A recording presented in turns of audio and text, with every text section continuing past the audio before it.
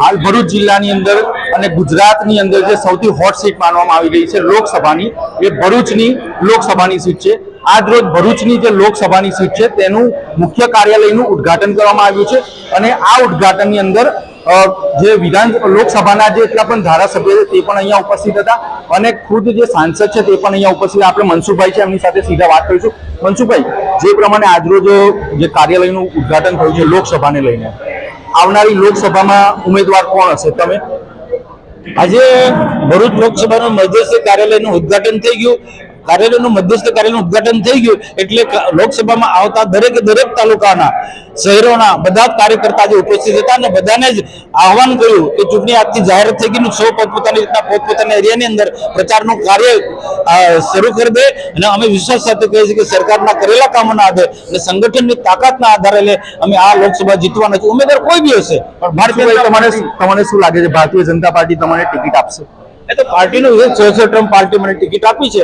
હવે પાર્ટી જે આદેશ આપે અને કહેશે કે આ ઉમેદવારને જીતાડો તો એને જીતાડવાની પણ મારી સંપૂર્ણ જવાબદારી છે। જે પ્રમાણે ભરૂચ જિલ્લાની જે લોકસભાની સીટ છે એની અંદર કોંગ્રેસની પાર્ટીમાંથી મુમતાજ હોય કે ફૈસલ પટેલ હોય અથવા જે આમ આદમી પાર્ટી એમાંથી ચૈતર વસાવા છે, આ લોકો પણ ચૂંટણી લડવાના મૂડમાં છે, તો એની ઇફેક્ટ કેટલી રહેશે? આમાં મુમતાજબેન પટેલ હશે કે પછી ચૈતરભાઈ વસાવા હશે, એને અમને કોઈ ફરક નથી પડવાનો। અમે કરેલા કામોના આધારે અને સંગઠનના તાકાત પરથી અમે ભરૂચ લોકસભા જીતવાના છે। સામે ગમે તેટલા આવે, ભૂતકાળમાં પણ આ જ પરિબળો હતા ને, કોંગ્રેસના હતા, આપ સ્વરૂપે બીટીપી હતી, છતાં પણ જીત્યા છે અમે।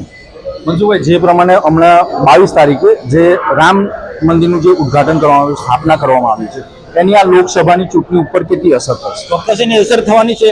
આજે 5000 વર્ષ પહેલા આજે હિન્દુ સમાજને એક ઈચ્છા હતી અને એના માટે અનેક આંદોલનો કર્યા છે કે અયોધ્યામાં ભવ્ય રામ મંદિર બને। ભવ્ય રામ મંદિર ભારતીય જનતા પાર્ટીના શાસનમાં સમયમાં થયું છે અને ગઈકાલે પ્રધાનમંત્રીની ઉપસ્થિતિમાં એનું પ્રાણ પ્રતિષ્ઠા થઈ છે રામલીલાની અને એનો સમગ્ર દેશનો હિન્દુ સમાજ આજે નરેન્દ્રભાઈની સાથે છે, ભારતીય જનતા પાર્ટીની સાથે છે। ભારતીય જનતા પાર્ટી વિચારધારાને માનનારી પાર્ટી છે અને સાચા અર્થમાં રામ રાજ્યની કલ્પના લઈને ચાલનારી પાર્ટી છે। તો જનતા ભારતીય જનતા પાર્ટી સાથે છે અને આજે મારે વિશ્વાસ સાથે કહેવું પડે કે દેશના પ્રધાનમંત્રી નરેન્દ્રભાઈ મોદી સાચા અર્થમાં રામ રાજ્યની જેમ કામ કરી રહ્યા છે। મનસુખભાઈ, એક છેલ્લો સવાલ, જે ભરૂચ લોકસભાની સીટ છે એની ઉપર ઘણા લોકોએ દાવેદારી કરવાના છે એવું લોકવાયકા ચાલી રહી છે, તો આવનારા સમયમાં શું બીજા લોકો દાવેદારી કરશે?